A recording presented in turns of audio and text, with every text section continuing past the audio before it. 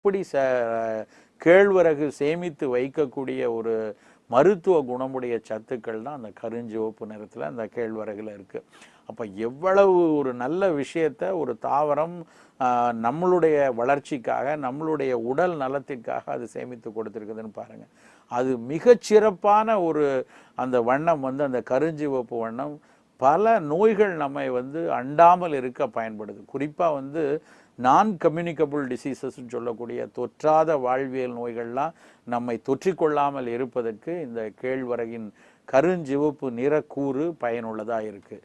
அப்போ அந்த கேழ்வரகை குழந்தைகளில் இருந்து பெண்களாக இருக்கட்டும் எல்லாருமே அதை தொடர்ச்சியாக பயன்படுத்திட்டு வரணும். அதை நம்ம ராகி தோசையாக, கேழ்வரகு தோசையாக சாப்பிட்லாம். குழந்தைகளுக்கு சின்ன சின்ன மாவு உருண்டையாக கேழ்வரகு ராகி உருண்டைம்பாங்க, அந்த ராகியை கருப்பட்டியோடு சேர்ந்து உருட்டி ஒரு சிற்றுண்டி பண்டமாக கேழ்வரகு ராகி